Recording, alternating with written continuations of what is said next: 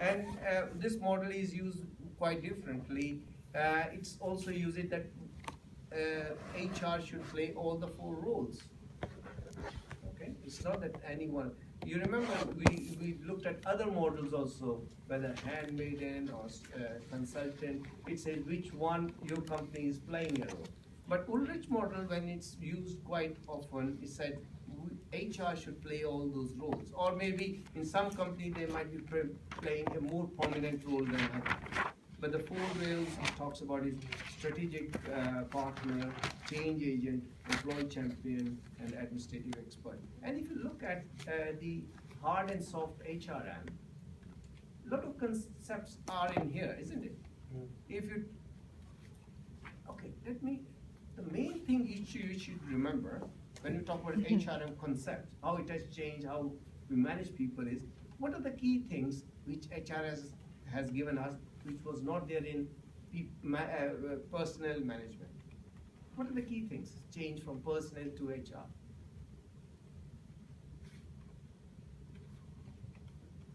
I'm sure you remember. You may not say, I'm confident about this to remember, but you need to say it now. What are the key things? What's the main thing, HRM, from moving away from personnel? Be more people focused, moving away from unions more people focused, yeah. Okay. What else?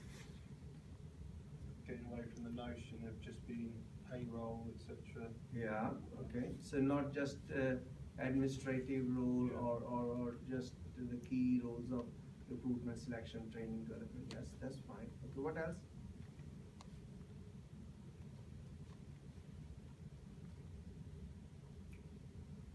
What was the key thing? Look at the model itself. Ulrich model you just mentioned. What are the key things you mentioned 4 times? That will give you some clue. Focusing on a long-term vision. Strategic management, strategic approach. That is HRM. Okay. Strategic partner we're talking about. Okay. And the partner also, they are not marginal. They are central to the corporate planning. So 2 things. Just by 1 point of Ulrich, that would anchor you to that, what HRM is, isn't it? Strategic in nature, partnership, it's central to the corporate plan. Does it make sense? Does it bring the old memories and the discussion we had, isn't it? Strategic and partnership, key to, it's contributing to the bottom line, okay? It's not doing the bidding, okay? It's everywhere, HRM, okay? So that is strategic and partnership. What else? And you mentioned it's not doing the routine things like recruitment, selection, training, development, performance, etc. Where now line managers are playing a key role, and they are now administrative experts maybe, and yeah. So what are now the focus has moved away to what? Other than recruitment, selection, training, what the focus has moved away when we talk about HRM? What were the last topics we covered in this module? Ethics, okay. Creating the right culture, okay. Organizational structure. And change, organization change. That is the main focus. You remember that from the first you said. Now the HRM is focusing on managing organizational change, managing organizational culture, building the right organizational culture. These are the focus, and those are strategic, isn't it? It all and when I say logically develop your argument, you will see it logically. One point would connect to another. Okay, so it's strategic, long term, central to the corporate plan. It's managing, moving away from just the routine bits, okay, to managing organizational culture, managing change, okay. What else? You would mention, as I said, hard and soft model. You can mention stories model, which is helpful in saying 27 point of differences, is it? Personal to HR. You remember? Move away. We did selective fuse around on the slide, isn't it? move away from HR, pluralist to unit race, industrial relation to employee relation. You remember? So those sort of pair of words we did, and then you would find that model in books. Okay, so it's very prescriptive in saying what HR approach should be. But that model is helpful. It brings in a lot of points to you. So story model, Harvard and Michigan model, Ulrich model. It doesn't mean we haven't discussed other models, but these gives you a lot of points, these few models. Ulrich model talks about, as I said, strategic partner, change agent, okay? And it talks about employee champion. The focus is on employees, okay? People are key resource. So that is what HRM says, key resource, very important, pay attention to that. Now, hard HRM says use it very strategically, very closely aligned to corporate overall goals, okay? And focus is on performance, and for that purpose, recruitment and training is all focused on, but the focus is on performance, isn't it? Hard HR. Whereas soft HRM talks more about motivation. You remember? And Ulrich model we have covered, stories model we have covered. So there are a lot of things to write, okay? So you don't sometimes take care that you are not, just let me tell you this.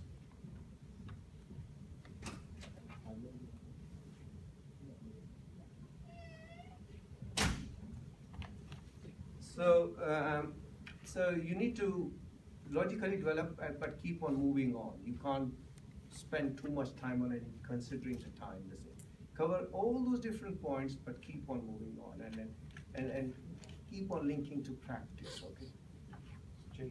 So strategic approach, business partner, culture and change, corporate planning, involved in, okay, it is involved in strategic and mainstream business activities, isn't it?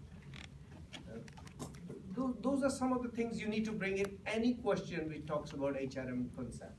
But see the question and shape it accordingly. That's all.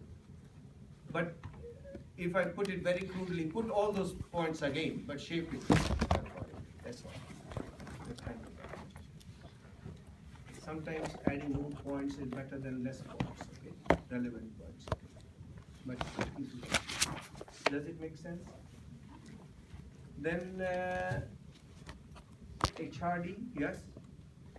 Learning and development. Not many times a question has come. But what were the key things? What were the key issues we discussed in that? It's a very big topic. But what was our focus? Can you tell us in this topic? What did we discover? In HRD, learning and development. So what was the key focus? What do you remember from the topic?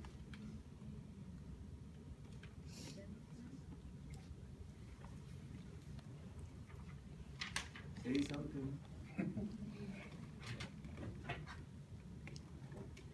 I know exam causes stress, but it should not cause stress for me now when you're not saying anything. Learning and development, HRD. Whatever you remember, what did we discuss? How shall I motivate you to say something? Don't even say model or anything theory, but what do you remember? What were the issues we discussed? Hmm?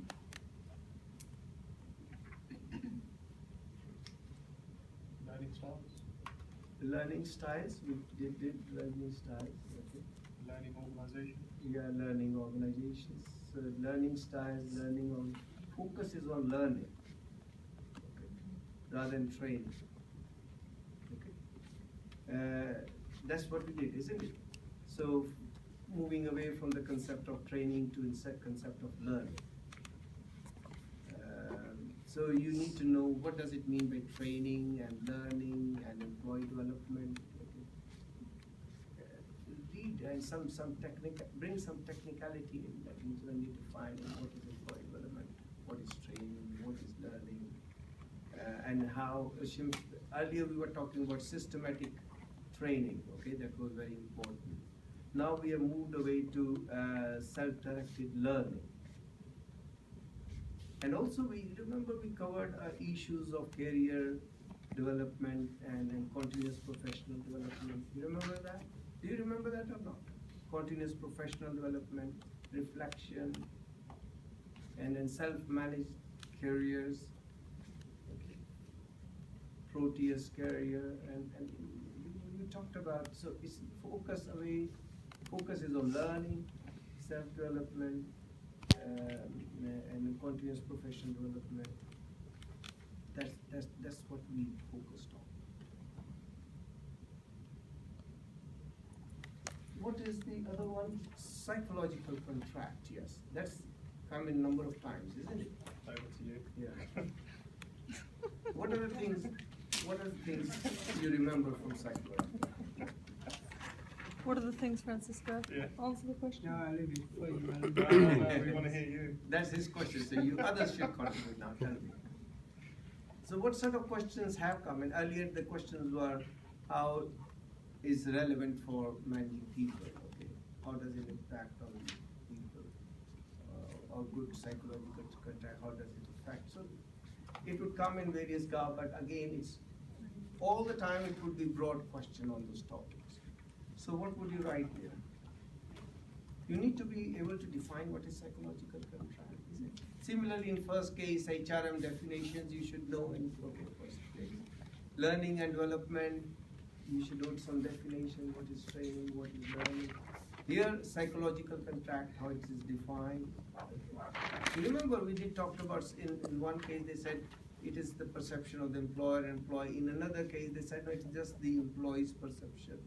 And then you can mention those people who have said that. I say, don't make references, obviously, but if you remember names who said that you're giving slightly different definitions, it's good.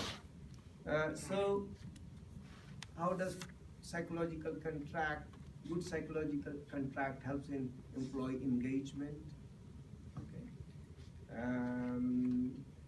Remember we talked about new and old contract earlier, lifetime guarantee of job that was expected, loyalty was expected, now it has shifted, isn't it? So there you would find table of what was the earlier expectation and newer expectation.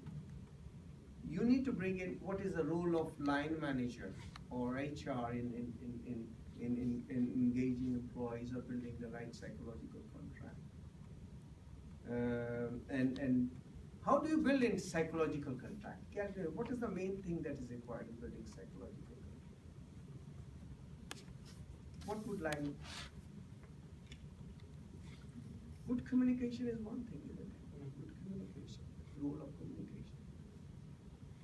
Right from, we talked about recruitment, expectations, meeting their expectations, building up expectations, but meeting that also. Don't build up too much a rosy picture which is not realistic later on and defined, and they would be disappointed. Same thing, reinforce that during induction training program and then performance management. Communication is important. You can use here theory, you can use two-factor theory and focus on psychological contract, the motivators part. What are the elements coming in motivators? Hygiene factors and motivators. What are the things that comes under the motivators? You remember we did what was the best time of your working life, and what were the things that came under motivators? Recognition, Progress. yeah, advancement, Challenge. Advancement, recognition, challenge. Okay. So these are some of the things, isn't it? So those are the things that help in building psychological contract. People get that recognition, advancement, challenge, interesting work. Okay. Some of the things. So you can relate. So bring in theory there. And you remember we used Rosso typology. We talked about transactional contract, transitional contract, relational contract. You remember 4 type of contracts we talked about? In case of, say, we gave example of Tesco Tills or a company being takeover at that time, or family-based concerns. Okay. And also we did talk about with the flexible firms, contingency workers, how the psychological contract has a role here also. Because psychological contract was earlier with full-time employees, but how Rousseau typology explains also contingent workers or the flexible workers, how you can relate to that. So you remember what we did? Can you say briefly what are the things we covered in psychological contract? You need to define all places, okay, topics. You should be able to define those things, okay? And good definition, discussion around that definition whenever you're doing anything. Okay, you understand what I'm saying? So those topics, you should be able to define them. Okay? So what is psychological contract? We said Rousseau typology, you should say. Old and new contract, you should talk about. Role of managers in building right type of psychological contract, communication. Okay. So those are some of the things, okay? Fine? Then okay, then comes leadership. What do you remember in leadership?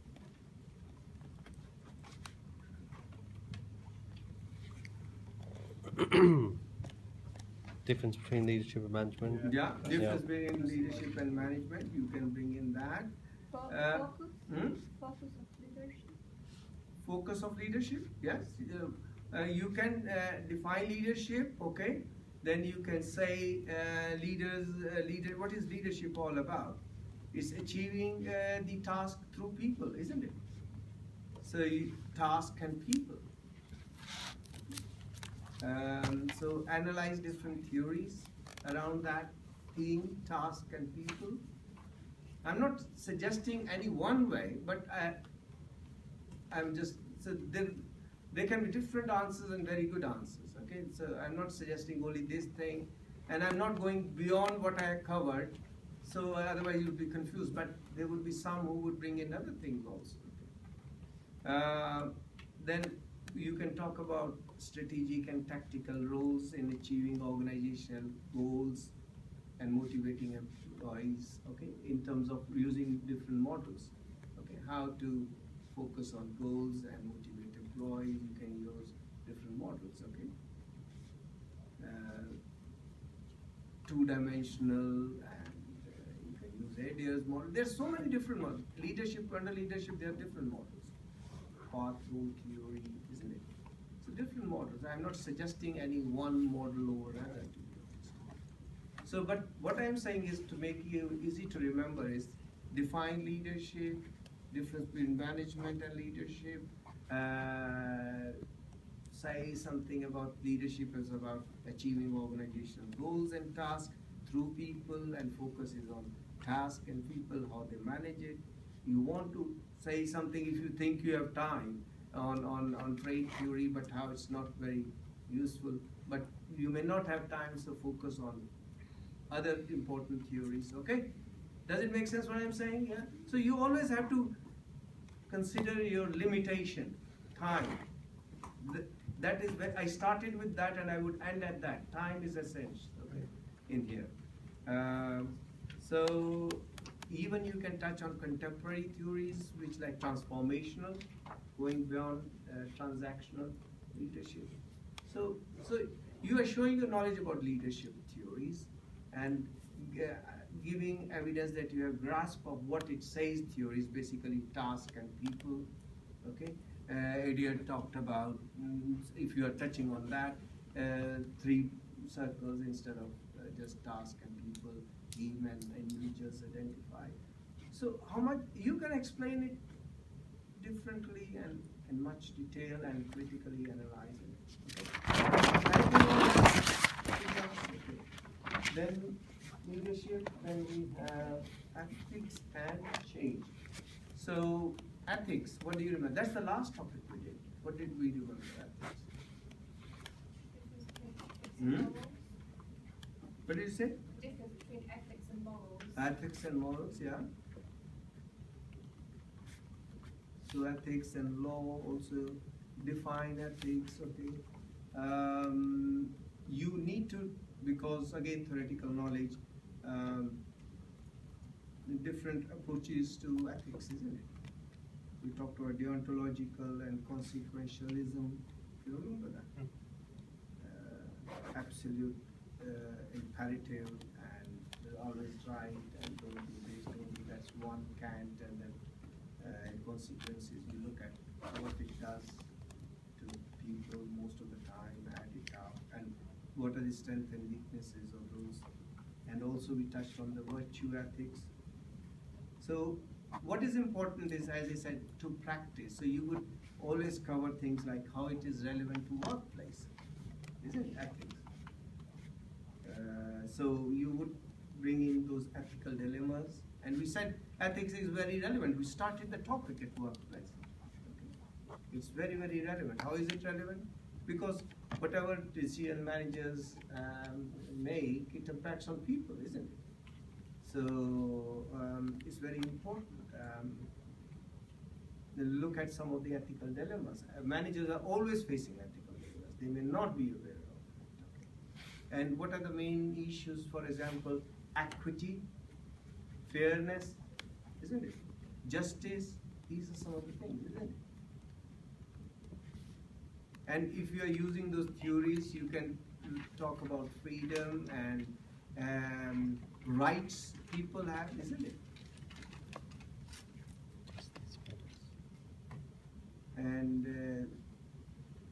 And duties people we have towards employees.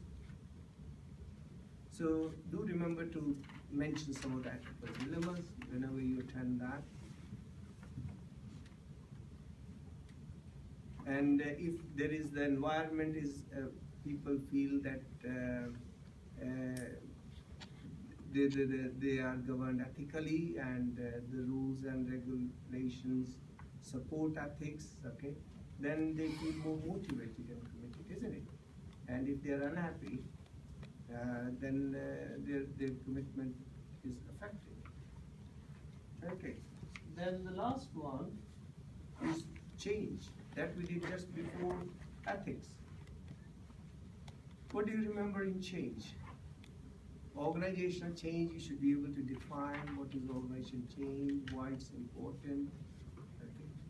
What are the different models you did? We did many models. Do you remember any models? We did Kirkland three-phase stage model. Do you remember that? Unfreeze, movement, refreeze. Oh yeah. Yeah. Yeah. We did other models. One was French, Cast and Rosenberg model, isn't it? There are other models which I don't remember the names. So Louis, French, Cast and Rosenberg, and Coter's 8-stage model, starting with communication, education. Then it talks about what else? What was the 8-stage model? It talked about consultation. It talks about coercion and all that. So there were different stages, negotiation. So you can use different models, okay? And importance of employee involvement in managing change. Remember we looked at the case studies, isn't it? Employee involvement in managing change. Because then you can use the model, it brings down resistance, isn't it? Gets them to make, unfreeze them, okay? Involving them, they own the change process. Okay? Otherwise, they are being directed. So then, what are the causes for resistance? You can touch on that. Why people resist change, or organizational resistance and individual resistance. So resistance would always be there, and how it needs to be managed if we use that model. So you remember how we can break down resistance in situational analysis. Again, Louis' model. Louis Kurt Lewin's model, which was force field analysis. Okay. So you analyze the situation, you plan, strategically plan, use a Porter's model, okay, what way you need to, then communicate, implement, follow up, provide support. So you don't have to do it in one way, model by model. You can bring in things from different models, okay, how you're structuring it. So if it is about how to break down resistance, or how management would overcome the resistance to change. Okay, that can be how communication is important in bringing in change. You can again use in all the model, communication is important, remember. Okay, resistance to change, again you can bring in all those models, isn't it? Involving and again communication. See, in one way you would focus on communication, another way you would focus on involvement, but still bring in communication. You understand? Then models, you can talk about analysis of the situation, and according to that you use different tactics, like Porter's 8 stages is basically tactics. Again, first you try communication and education, it doesn't work, you go. Now, as I said, that one Porter's 8 stage, I remember, is it one of the organizational behavior book. On organizational behavior book, you can find topics like change management, leadership, motivation. You will find good material there, okay? So read both sort of books, okay? And then whichever chapter you find better in one, use that. And that would give you the first journal articles, at least 1, 2, if you look, at least. That will give you a criticality, okay, to bring in criticality. Otherwise, it may become just descriptive. So for that purpose, I would very strongly recommend at least 1 or 2 articles which gives you broad coverage of this. And at the end, I would again come back, time it, okay? So you move from one question to another, leave out maybe whatever tactics you want to leave 1 or 2 pages, leave it and move on to next one, okay? And after you've attended, then come back. And planning would always help in the beginning. It's investment, it's not waste. If you start straight away, even if you think you're right, you might be missing some key points. You might miss out key points. So if you have jotted it down and you are keeping that time, so you are just thinking to unload your memory and then put it on the paper, and so it's anchored there in front of you. You know which one you want to attend, which one you want to leave it if there is some more time points. And then practice writing. We are not used to writing now, it's all computer, okay? So practice writing. And then practice structuring your answers. If you are focusing on few topics, practice those. And then once you prepared your answers, then unseen answers you do. There's a lot of time. If you plan, you can do very well. Just plan it and if you leave it very end is anything, it would be problem. Okay. So it's on 8th, and today it is 18th, isn't it? 20 days. And you have 2 exams?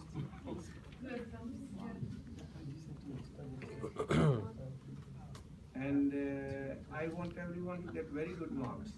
If you get low marks in here and low marks in the presentations also. Why? It should be high there and low there. It looks odd. You need to get good marks in there.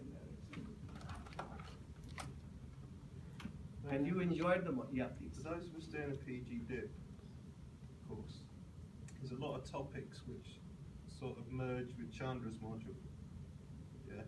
So what if we repeat ourselves in both papers? No, they already say you shouldn't be. You're not doing on ethics. You are doing corporate social responsibility and ethics. Don't bring corporate social responsibility here. We're not focusing on that. Okay. I just It's mean not- like broader themes. No, it's here the focus is on only ethics, not corporate social responsibility. Okay. There, you're not doing.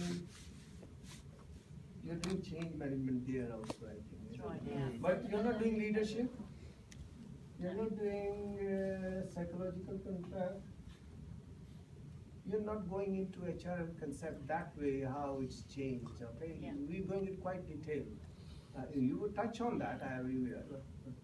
And even learning and development, I don't think Yeah, we is are. doing that in strategies, okay? But you Because said- you're doing strategic level, okay? Here the focus is quite different, isn't it? Here the focus is, what we covered is from, focus has moved on from training to learning and development and career development and continuous professional development. That book would still give you a framework, but you need to go beyond. It's very thin and superficial. So, quite different. We're not going into that way strategies. And there are only 8 topics there, or 7. Here we're doing 13 topics. Yeah. So are you saying from these 13 topics that we've covered, these topics that we've highlighted on the board are the key topics? Is that what you No, I won't say. I will never make that statement, okay?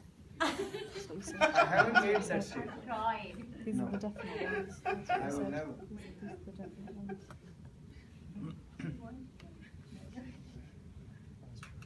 So, get good marks. And it's really fun to mark a script which is really well written, which reads like a story. You start at the beginning and at the end.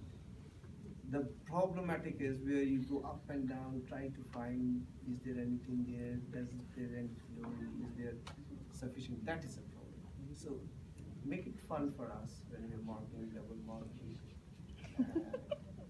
It's pleasure to read a good exam script. And you would know how you have done it. Okay. So you would enjoy if you do well and come out and reflect on that, yes. And do it for you. I know you need to pass and get good marks in exam, but consider that you learn also. And it's like, I give you example, private sectors in particular exist for profits, okay? But those who really generally believe in customer service, they also make profits, and more chances they make profit. So you believe in learning, getting something out which you can later on apply, you would get good marks. But focus on exam also, I'm not saying don't do it. And yes, from this group I expect very good marks, to be honest. So don't disappoint. Great. It was a good group. As a group you enjoyed, isn't it? And No quite pressure. involved.